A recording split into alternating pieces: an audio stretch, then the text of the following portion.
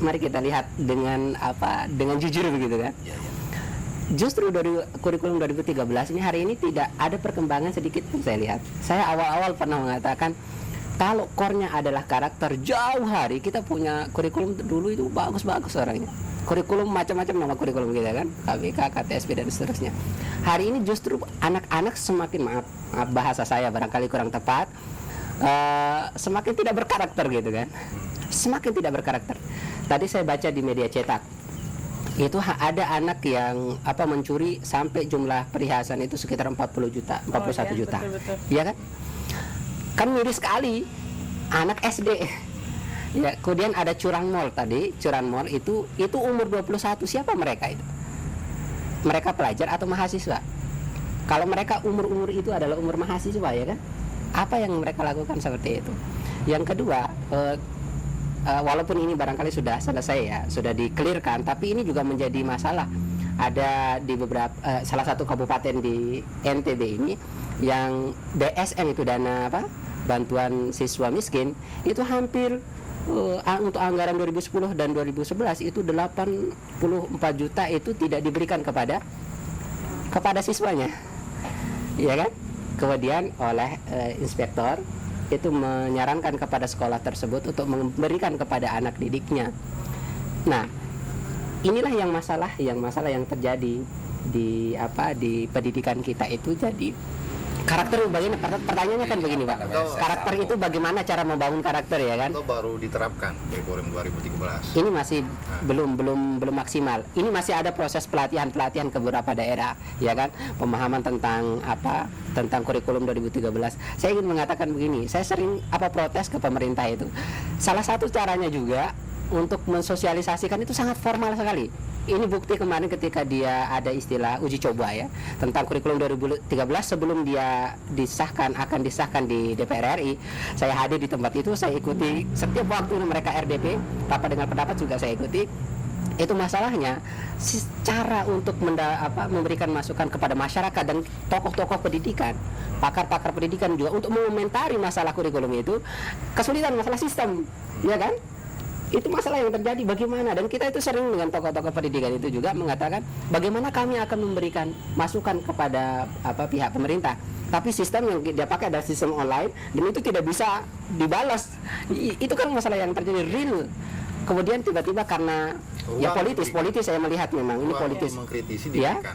Kenapa? Ruang untuk memberikan kritisi diberikan. Iya, kita kasih kita kritisi, kemudian melalui forum-forum juga, dan kita juga kasih masukan kepada anggota dewan untuk mempertimbangkan kembali kurikulum 2013 ini. Opsi yang kita kasih kemarin itu adalah ini ditunda, ya, kurikulum 2013 ini ditunda, dipersiapkan dulu matang-matang prasarananya, ya kan, kemudian guru-gurunya, ya kan, kemudian buku-bukunya. Kan janjinya itu ada bukunya ya kan, ada gurunya, tapi apa yang terjadi sekarang? Tapi aku menarik sekali, pengen langsung bertanya sama Bapak ini. Jangan-jangan memang ditekan gitu Pak, atau gimana? Bukan begini. Oh, bukan. Kita kan selalu a priori berpikir ya antara pakar dengan praktisi. Kalau pakar kan hanya di atas meja, sama praktisi yang langsung melaksanakan itu beda. Jadi begini, masalah kurikulum 2013 kita belum tahu hasilnya. Karena kebijakan pemerintah begitu, kalau secara teori kita sudah diberikan begitu pedomannya, silabusnya dan seterusnya. Di Lombok Barat begitu yang sedianya seluruh Indonesia dilaksanakan 30% SD, seluruh kelas 7 SMP, ternyata itu kan berubah.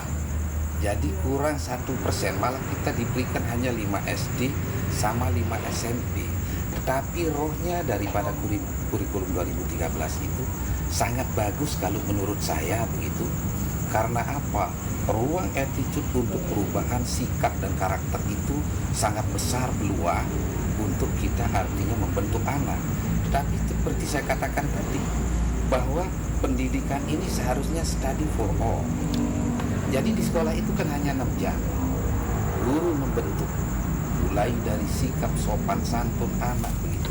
Tetapi begitu mereka keluar, 18 jam itu dibentuk oleh keluarganya, dibentuk oleh lingkungannya, dibentuk oleh pergaulannya, dibentuk oleh media cetak, media elektronik ikut. Seperti apa yang kita tonton di TV kan, yang di luar artinya agama, di luar budaya, kadang-kadang tampil karena kebebasan pers. Itu juga mendidik. Dia keluar, apa yang diajarkan oleh Pak Guru kok tidak seperti itu. Jadi seharusnya begitu secara holistik. Begitu kita mendidik, termasuk juga hukum kan ikut mendidik. Sekarang seolah-olah artinya kan kita setuju Undang-Undang Perlindungan Hak Anak tidak boleh melakukan kekerasan secara fisik dan psikis. Lalu ada artinya kan aturan-aturan yang jika tidak dipatuhi diberhentikan salah, dimutasi salah. Seharusnya kalau kita membentuk itu kan seperti disiplin ABRI sedikit menekan. Itu tidak boleh karena ada perlindungan hak anak di situ. Mungkin ada begitu ayah dan ibu yang keluar dari naluri keibuan dan kebapaannya yang kejam sama anak, 1 dari 250 juta rakyat Indonesia, lalu itu digeneralisir menjadi sebuah undang-undang. Ada juga, kita tidak pungkiri, guru yang keluar dari naluri keguruannya memukul siswa, begitu kan sampai terluka, tapi mungkin 1 dari sekian juta guru lalu digeneralisir sebagai sebuah undang-undang sehingga kita kesulitan membentuk. Sekarang saya berikan contoh. Tapi Bapak, sebelum memberikan contoh Iya. Pak, udah panas kayaknya nih, minum dulu Pak. Saya ingin ini ya. Dulu, silakan. Iya, Kopi iya. dulu, minum gorengan, minum Terima kasih, gorengan, udah, makan gorengan iya. dulu. Silakan dinikmati. Silakan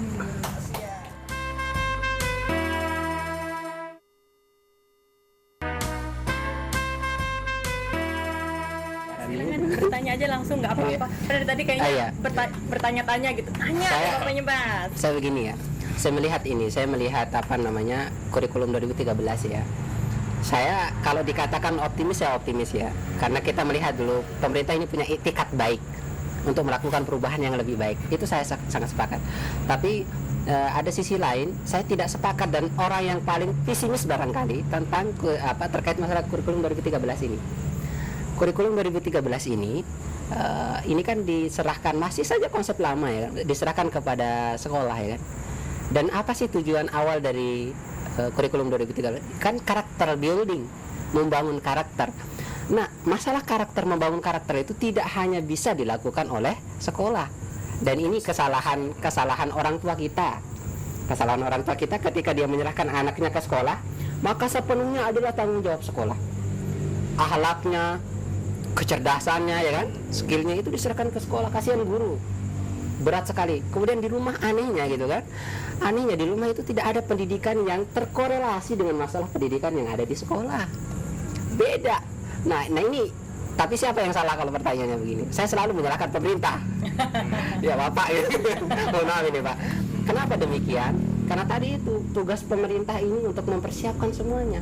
Pertanyaan saya adalah, ada tidak konsep atau program yang mendukung kurikulum 2013 ini? Di mana?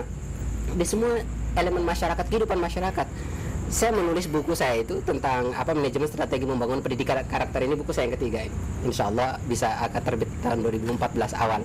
Itu bagaimana kita membangun karakter itu di rumah. Harus ada kurikulumnya. Bagaimana kurikulum membangun karakter di rumah? Kenapa demikian penting?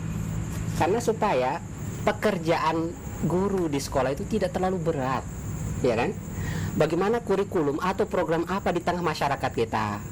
Bagaimana program atau kegiatan kurikulum atau kegiatan di pemerintahan kita, di instansi pemerintah? Masalah kan di pemerintah ini juga banyak korupsinya kan? Nah, Coba kalau kita katakan banyak korupsinya, berkarakter apa tidak?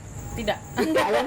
Terus apa yang sudah dilakukan oleh pemerintah untuk memberantas masalah karakter buruk kepada pemerintah ini? Jangan-jangan di pemerintahan sendiri banyak tekanan juga, Bang.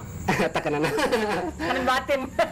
Nah, terus kemudian ini kan masalahnya harus ada.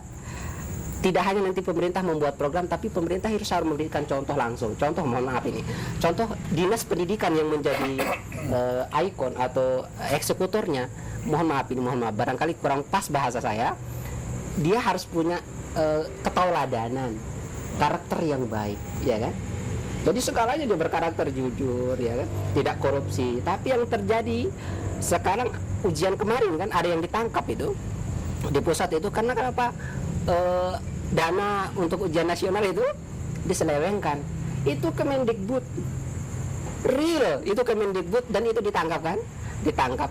Ini berkarakter tidak? Dia yang membuat kebijakan kan tentang karakter, tapi pada pribadi kita sendiri Ada tidak pertanyaan demikian. kepada Bapak, mungkin bisa langsung disampaikan. Pertanyaan saya sederhana Jadi kalau sebenarnya. saya melihat Pak belum pertanyaannya, Pak belum. Jadi silakan, begini, silakan. saya tidak bertanya barangkali. Apa? Barangkali saya kepingin apa istilahnya sharing aja ya.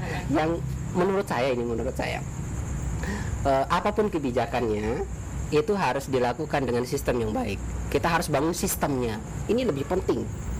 Kalau sistemnya udah dibangun dengan baik, maka insya Allah saya sangat optimis. Semua pekerjaan kita itu akan baik hasilnya. Sistem itu minimal 3 hal. Indikator atau variabelnya itu 3 hal. Pertama, sistem itu terdiri dari kebijakan, undang-undangnya, ya kan? Undang-undangnya itu harus dibuat berdasarkan kondisi masyarakat kita, kebutuhan masyarakat kita. Kita mau seperti apa itu dibuat, ya kan? Undang-undangnya, sehingga tidak ada tumpang tindih kebijakan. Di sini katanya boleh, di sini tidak boleh. Kemudian mana yang harus kita pakai? Undang-undangnya. Yang kedua itu harus ada programnya. Program ini dari undang-undang itu. Jadi kalau undang-undang membuat seperti ini, kemudian apa program yang baik sehingga undang-undang itu tidak dilanggar, ya kan? Ini kan salah satu contoh kebijakan ujian nasional. Ujian nasional itu untuk mengukur mutu dari proses pendidikan yang sudah dilakukan.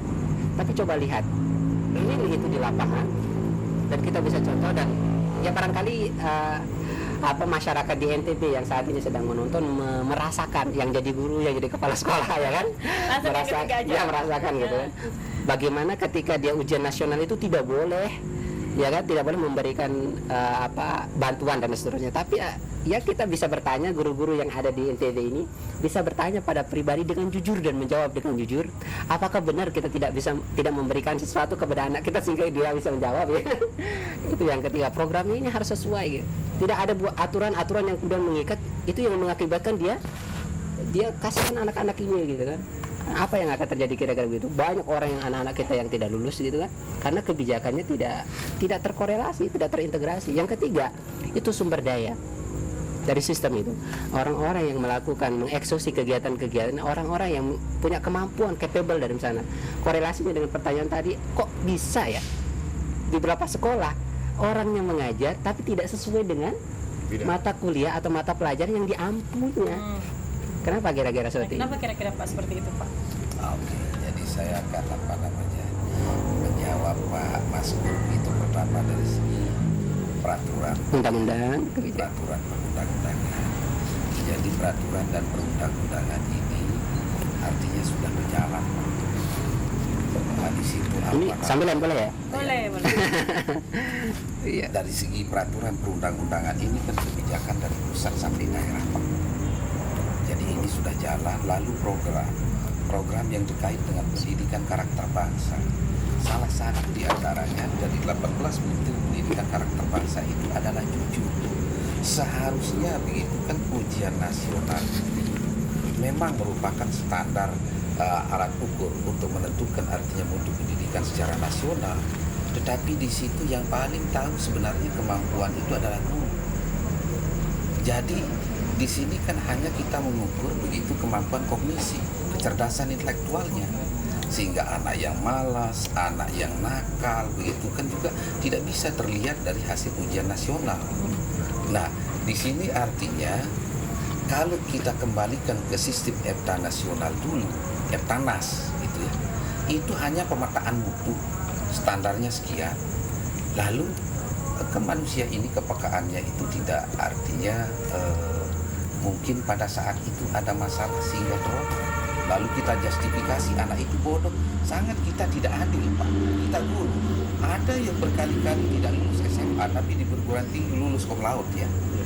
Jadi itu sebenarnya akan lebih tepat ya evaluasi pelajar nasional yang dulu. Karena itu Tanas ya? Iya, artinya memetakan mutu. Mana sekolah yang belum mencapai mutu, itu yang harus dicas terus, apa yang kurang di situ kan begitu. Tapi ini ujian nasional ini kan menjustifikasi lulus. Itu salahnya di sana, Pak. Di situ kita kurang setuju. Iya. Kan gitu. Saya sepakat. Tapi ini kebanyakan kebijakan nasional. Kalau saya itu, Pak, saya tolak itu, Pak. Saya tidak punya artinya tidak adil mobilitas gitu. kita untuk Benar-benar. itu kan, walaupun kita sudah menyuarakan. Lalu yang tadi kualifikasi pendidikan itu sudah jelas artinya di PP 19 tentang standar nasional pendidikan, dan juga dalam perubahannya Permendiknas nomor 32 tahun 2013 mengenai kualifikasi pendidikan guru. Kan minimal TK saja minimal S1. Guru mapel harus sesuai dengan kualifikasi. Tetapi seperti apa yang saya katakan tadi, insinyur atau ahli pertambangan di NTB kita tidak punya. Hanya satu kurtubi, tapi itu tulis di Jakarta.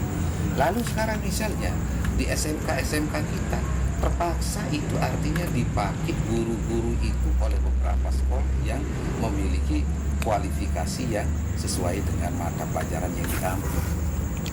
Nah, jadi itu kalau kita berbicara kenapa ada guru, kalau dulu memang terjadi guru bahasa Indonesia ngajar matematik dulu, tapi sekarang sudah tidak ada.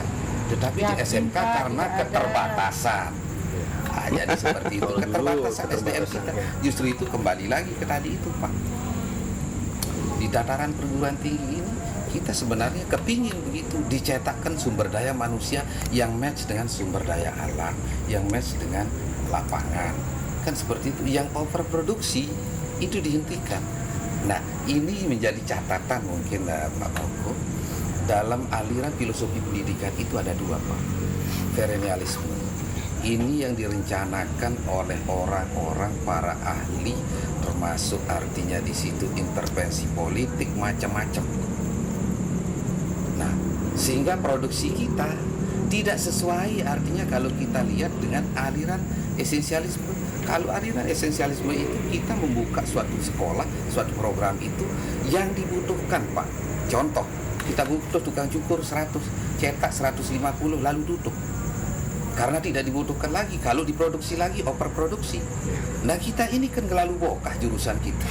Sudah overproduksi, diproduksi terus. Padahal itu sudah tidak dibutuhkan. Karena apa? Overproduksi. Nah, jadi seperti itu, Pak. Saya tanggapi ya ini ya. Jadi menarik sebenarnya. Kenapa hari ini kampus-kampus justru diklaim menjadi penambah pengangguran, ya kan? Justru sekarang kalau kita hitung di NTB ini berapa pengangguran sarjana, ya kan? Iya. Kita hitung saja, tadi kan udah terhitung sebenarnya 1 tahun itu berapa kali wisuda. Kita lihat berapa lowongan pekerjaan dalam 1 tahun itu, yang dicari cuma 1. Ya kan? Direbut oleh sekian orang, dicari oleh sekian orang, yang lain ini akan tersingkirkan karena yang dicari hanya 1 itu saja. Nah, inilah yang disebut barangkali juga link and match ini. Nah, itu yang saya tadi di tengah-tengah diskusi kita tadi itu saya melihat inilah yang harus dipersiapkan juga oleh pemerintah, ya kan? Kalau saya selalu mengatakan pemerintah yang punya tanggung jawab, karena dia diberikan amanah siap, ya kan, melakukan ini. Ya kalau kita masyarakat kan kita tinggal ikut ya sekolah apa yang ada gitu kan. Yang lucunya lagi hari ini kalau dibaca di media cetak itu ada 6 jurusan kosong, itu masih kosong. Itu di lembaga pelatihan kerja internasional di Lombok Timur itu. Hanya 2 yang orang memilihnya ramai gitu kan. 6 jurusannya kosong. Ada apa kira-kira? Tidak dilakukan riset terlebih dahulu, tidak dilakukan observasi terlebih dahulu. Kenapa kemudian kecenderungan dari mahasiswa itu lebih cenderung memilih jurusan itu. Ini tidak dilakukan, itu masalahnya, ya kan? Tidak dilakukan yang seperti ini. Seharusnya dilihat dulu potensi apa kira-kira. Potensi pertama kan menciptakan lapangan pekerjaan itu ada 2 kan caranya, ya kan? Menjadikan orang bisa bekerja itu ada 2 caranya. Pertama, dia bisa masuk ke tempat kerja yang sudah ada. Kelemahannya adalah ini pekerjaan, ini kue, Gorengan. kita banyak banget nih yang mau makan itu kan, karena yang tersedia cuma segitu. Jadi enggak ada Ya yang kan? kebagian. Jadi pasti tidak ada yang akan kebagian. Kasihan loh yang tidak kebagian. Nah, yang kedua itu dia harus menciptakan Gorengan itu sendiri.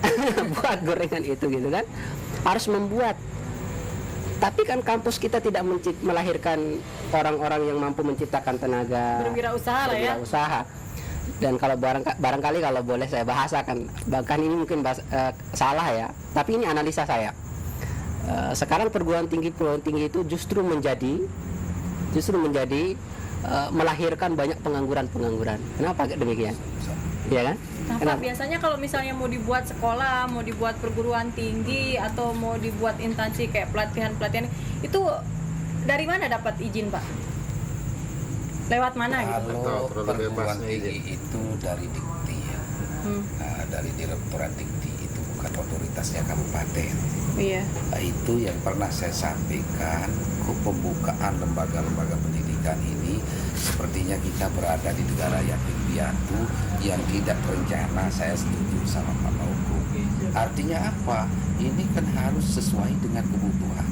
Sekarang misalnya pertambangan, ciptakan lapangan kerja, kita siapkan SDM.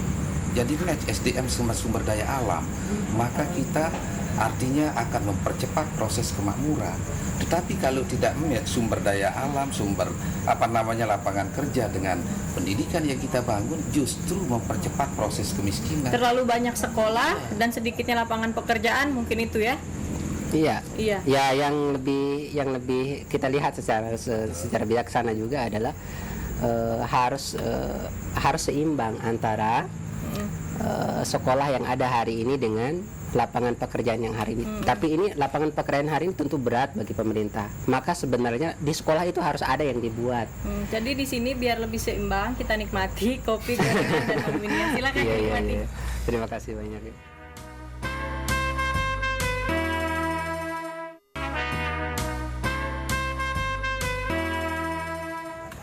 Ngomong-ngomong rekap tadi Mbak Ewi. Oh iya, Iya, nggak kita- Pak, kita nggak pernah bagi-bagi honor gorengan tuh tetap jatah saya Pak. Abang ini tetap ngopi nggak pernah bayar Pak. Waduh, subhanallah. Ini berapa satu gelas ini? Ya Bang dulu, kira-kira konsep yang ditawarkan Bang gimana? Ya, solusi ya. Saya berpikir begini. Pendidikan ini harus kita frame berpikirnya adalah ini milik kita bersama dan kita harus lakukan bersama-sama, ya kan? Apapun masalah di dunia pendidikan ini adalah masalah kita bersama dan kita harus menyelesaikan bersama-sama, ya kan? Kalau sekarang pemerintah kita memiliki core membangun karakter, maka seharusnya di rumah itu juga harus ada, bisa difasilitasi oleh pemerintah, harus ada program bagaimana orang tua bisa memiliki atau punya konsep tentang karakter yang harus dibangun. Saya sangat yakin gitu. Keluarga kita, masyarakat di NTB ini punya karakter yang sangat bagus. Apa tidak menambah beban kerja dari orang tua misalnya? Tidak, itu udah tanggung jawab. Ya, kalau beban jangan dikatakan beban. Bahkan juga pendidikan ini, guru ya kan yang di rumah gitu kan, jangan dijadikan itu beban. Itu amanah kita bersama, tugas kita bersama untuk memperbaiki masyarakat kita. Siapa lagi yang akan menjaga bangsa kita ini kalau tidak generasi-generasi yang lebih baik daripada kita. Maka solusi yang pertama adalah saya usul ini solusinya, bagaimana di rumah itu dibangun juga kondisi karakter yang bagus. Contoh sederhananya, kalau anak kita minta untuk pergi melakukan kebaikan apa kira-kira? Mengaji contohnya. Harusnya kita sebagai orang tua, mohon maaf kalau saya menggurui bahasanya, mohon maaf. Ya seharusnya kita juga memperlihatkan dia bahwa kita juga mengaji, ya kan? Ini kan karakter yang sangat bagus karena kita kehilangan tauladan hari ini. Siapa yang punya karakter orang tua kita bilang ngaji tapi dia ya Allah alam ya. Tapi barangkali tidak semua orang tua kita. Saya sangat yakin di masyarakat di NTB, orang tua saya di NTB ini punya semangat untuk itu. Kemudian juga selain di rumah itu, di sekolah juga. Di sekolah tidak perlu kita pertanyakan lah. Mereka sudah punya. Yang di pemerintahan kita sangat berharap di pemerintah ini jujur gitu kan. Pemerintah ini amanah memberikan tauladan kepada kita bahwa apa yang dilaksanakan di sekolah juga terlaksana, nilai-nilai itu di saat dia kerja ya kan, saat pemerintah kita kerja, sehingga kita nggak pesimis. Saya sangat pesimis melihat kebijakannya bagus tapi justru yang mengeluarkan kebijakan itu tidak baik, kurang bagus gitu. Walaupun tidak semuanya, tapi kan itu sering disoroti oleh media gitu kan. Jadi kita jadi pesimis melihat itu semua. Tapi masih ada harapan. Pendidikan ini akan menjadikan salah satu barometer yang sangat luar biasa.